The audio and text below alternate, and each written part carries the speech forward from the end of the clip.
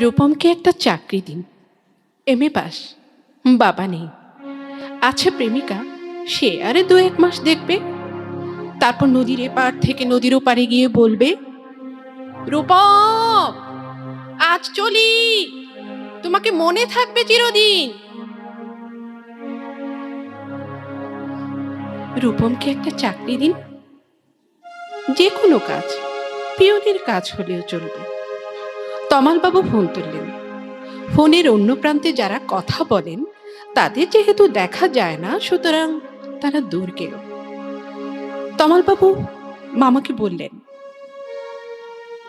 রূপমের একটা চাকরি দরকার।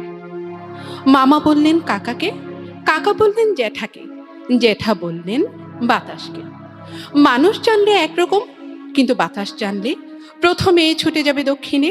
সে বলবে দক্ষিণের অরণ্যকে, অরণ্য বলবে আগুনকে, আগুন গেল আলিমুদ্দিন স্ট্রিটে, আলিমুদ্দিন ছুটল নদীকে বলার জন্য। নদী এসে আছড়ে পড়ল উপকূলে, সমুদ্র হিমাচল বলে উঠল, রূপমকে একটা চাকরি দাও, এমএ পাস করে বসে আছে ছেলেটা।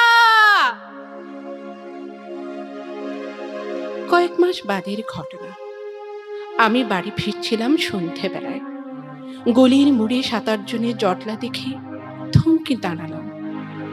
জল থেকে সদ্য তুলে আনা রূপমের ডেড বডি, সারা গায়ে ঘাস খড়খুটো, হাতের মুঠোয় ধরে থাকা একটা 1 টাকার কয়েন।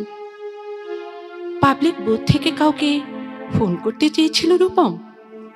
ভারত সরকারের 1 টাকা কয়েনের দিকে আমার চোখ। সারা গায়ে সবুজ ঘাস, ঘাস নয় অক্ষর। এমএ পাস করতে একটা ছেলেকে যত অক্ষর পড়তে হয়, সেই সমস্ত ব্যর্থ অক্ষর ওর গায়ে লেগে আছে। একটা ছেলেকে কেন আপনারা এমএ পড়ান?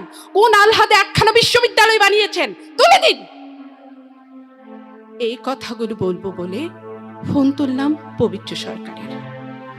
ফোন বেজে উঠল, ফোন বেজে চলল, ফোন বেজেই চলল। 20 বছর ধরে ওই ফোন বেজে চলেছে, আরো 20 বছর বাজবে। বাতাস বলছে অরণ্যকে, অরণ্য চলেছে নদীর দিকে। নদী উপকূল থেকে আছড়ে পড়ে বলল, রূপমকে একটা চাকরি দিন। কে রূপম? রূপম আচার্য, বয়স 26, এমএ পাস। বাঁ দিকের গালে একটা কাটা দাগ আছে।